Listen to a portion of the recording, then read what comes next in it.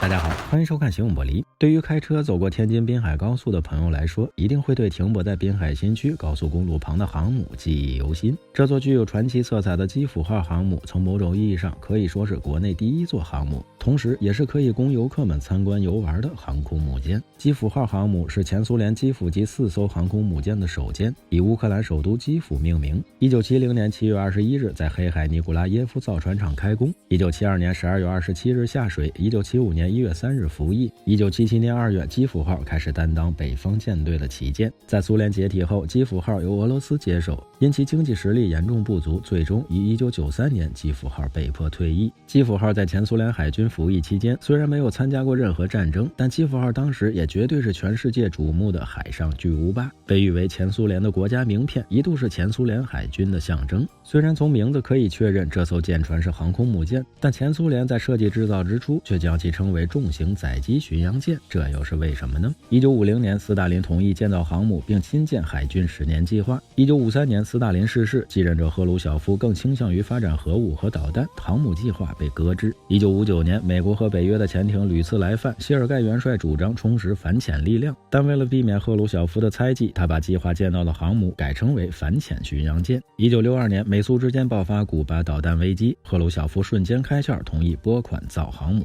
1968年苏联开始发展代号1143号，也就是基辅级的新型舰只，基辅号重型载机巡洋舰就此诞生。基辅号舰身全长273米，飞行甲板长度189米，可起降多架垂直起降的战斗机和直升机，因此也是世界上第一艘可供战机垂直起降的航空母舰。但基辅号又算不上是真正的航母，主要区别就在于其前甲板上配备了许多武器装备，包括反潜火箭弹、双联装的反潜导弹系统、双联装76毫米舰炮，而这4个双联装的导弹发射筒装载的是当时全球顶尖的超音速2.5倍的玄武岩导弹。导弹发射筒旁边还有防空导弹，全舰共有8部多管30毫米小型速射炮，这是基辅号最后的防空手段。而另一项与航母不同的是，基辅号的飞行甲板上是密密麻麻的铆钉，只能供飞机垂直起降或短距离起降。最边上的这架雅克38垂直起降固定翼舰载机就是基辅号的标配，其余的飞机则是国产的强击5型强击机。目前的基辅号是2000年天津政府从俄罗斯手里当废钢铁买来的，后经过装修改造，2006年开始对游客开放，2011年又花费了8000多万改建为航母酒店。如今经过大规模装修改造的基辅号安静地停泊在天津滨海航母主题公园内，供游客们参观游玩。航母周边的353号潜艇、重庆号驱逐舰以及2艘护卫舰则共同组成了基辅号航母编队，整座编队游客们都可以登舰参观，只有潜艇需要提前预约。航母公园其实并不大，勋章广场和声纳广场摆放着飞机、坦克和声纳。俄罗斯风情街在入口处有俄罗斯歌舞、餐厅、饮料和小吃。游客首次进入公园都会发一本护照，拍照后可将照片贴上。第2次来可享受门票优惠价180元，第3次优惠价则是150元。同一护照游览3次即可升级为旅游绿卡，可以享受3年内不限次免费畅游航母公园。最后要说的是，去看潜艇距离比较远，坐电瓶车每人要另收50元。航母公园里还有俄罗斯歌舞表演和飞车特技表演，所以在这里游玩至少要多半天的时间。怎么样，你想进航母去看看吗？来自旅行长一点姿势，有什么问题请留言，欢迎转发点个赞。最后别忘了下期内容更精彩，我们形影不离。